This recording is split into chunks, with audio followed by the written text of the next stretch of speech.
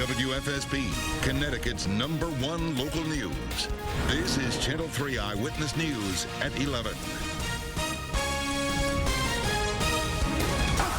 seconds of this most improbable tournament run comes to an end with a UConn championship.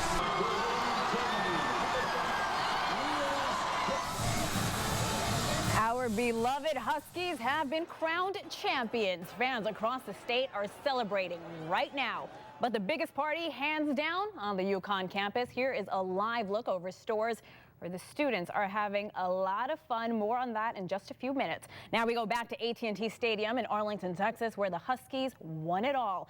After winning, the team wore championship shirts with the words Lone Star Statement. Thanks for staying up with us tonight. I'm Hena Daniels. Dennis is off. We have team coverage on UConn's improbable run to a championship. Sports reporter Mark Robbins starts us off with all the exciting highlights. What a great night, Mark. It was unbelievable. How could you go to sleep? Too much adrenaline going. Most expected a tough, close game decided at the finish. UConn and Kentucky survived to this point, and it was going to take the attitude of survival to win a national title. Both teams play so hard with intensity. From the opening tip, look at what happened in this one. Check out the early highlights with numbers and quickness. UConn's Ryan Boatwright spinning along the baseline. Such a pretty move. The guards were so critical for UConn's success. And when you say guards, you have to say Shabazz Napier, who hit a 3 there. Walked down, hit a 3 in the second half. He ran the show, controlled the tempo for this team, and got him the national championship with big shot after big shot. And DeAndre Daniels finishing inside. The Huskies win the national championship 60-54 in Arlington, which is where our John Holt is, who has witnessed everything, John. And I don't know what to say. You take it. Mark, this is simply incredible here tonight. I really don't know what is more remarkable about this, that maybe UConn never trailed in this game, that UConn nearly lost in the first round of this tournament, that UConn has now won 4 titles in 15 years, that UConn can go for the double tomorrow night with the women. If you missed some of the post-game reaction on CBS a few minutes ago, it's worth taking another listen to. I said in the beginning, 18 months ago when we started this process, that the last is going to be the first. And now we was last, and now we first. But we always did it together, and they was one as a group, and it was great. My teammates is giving it they all, and we put in too much work all year for me to give up on the ankle sprain. This moment was too big. Honestly, hey, I want to get everybody's attention right quick. If I can have your attention, if I don't have your attention, let me get your attention. Ladies and gentlemen, you're looking at the hungry Huskies. This is what happens when you ban us. Last year, 2 years, we worked so hard for it. 2 years and hungry Huskies. I tell you, just remarkable and great enthusiasm on the court in the postgame as the Huskies take a championship back to Connecticut. They'll be on the flight tomorrow, and if you want to go to the public welcome home for UConn, 5 o'clock at Gamble Pavilion. The public is welcome. It is free, and you can stay afterwards to watch the women play for a national title.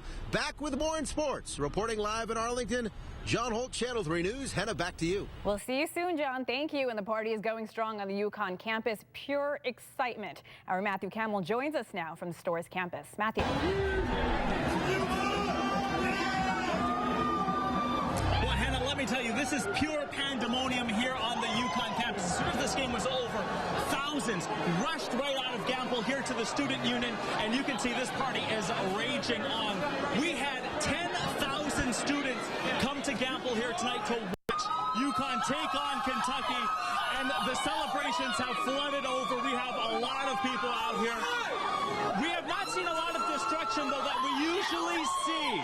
We have not seen that. A lot of the celebration here has been large, it has been rowdy, but it has not been destructive. We have seen some stop signs being broken, but in terms of riots, in terms of fires, we have not seen any of that. But you can see there are a lot of happy fans out here tonight. I'm going to go try, I don't know if we're going to be able to do this, but I'm going to try to talk to some of our seniors here. This is a very special night for a lot of the UConn seniors, because for these guys here, they saw a championship win in 2011, and now they're seeing one again. To be here in Gamble, guys, what was that like? It was like full circle. It came right around. It was great. It was so much fun. Now, this game was in jeopardy. I mean, I know UConn held the lead for most of the game, if not all of the game, but it got tight. It did. It was just like, I was sitting like, I can't do this, like, unbelievable. We didn't rush the court. They rushed early and we stayed. We couldn't handle it. We had to watch it. You got to stay all the way through. Exactly. Now, this is the sentiment here from a lot of the students here. They have been waiting years to see this. This team has really gone through a lot this season, and now you can see the reward, and everyone is soaking it all in. That is the latest right now, live here in stores. Matthew Campbell, Channel 3 Eyewitness News.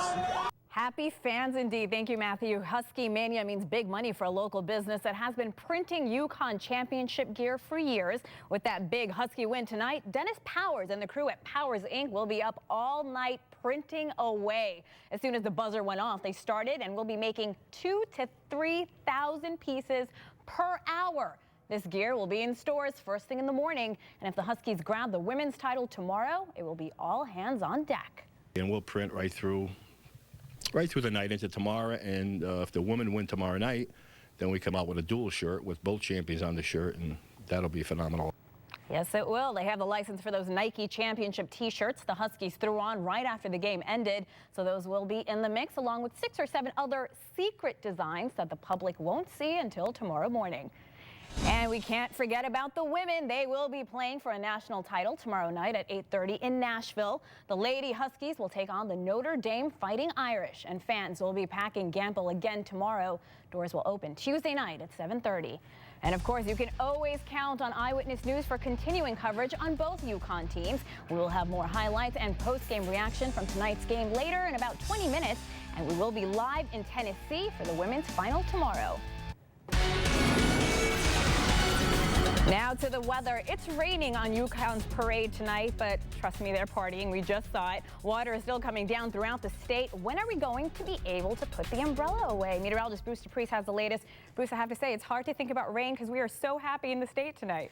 Exactly right. Unfortunately, Hena, the rain has not been too heavy. Yes, it's made for puddles and wet roads and everything like that, but it hasn't really amounted to too much. And right now in the state, we have light rain and drizzle falling up pretty much statewide. Where it's not raining, it is drizzling. It's damp everywhere, and it's cool, and in some places breezy. Look at Litchfield, 40 right now. Hartford is 45, so is Southington. West Haven is 46. Now, the good news is these temperatures are not going to really drop from here on in. We got some pretty good winds going on near the coast. Look at that. These are sustained winds, 21 miles an hour in Bridgeport and in Groton. So the real breezy conditions will be at the shoreline, and we're not done with the rain yet. There's a lot more off to our west, and some of those showers are heavy. They're going to be rotating through tonight and tomorrow morning. But coming up in a few minutes, I'll let you know when the wet weather will end and when we could see the warmest weather of the year so far.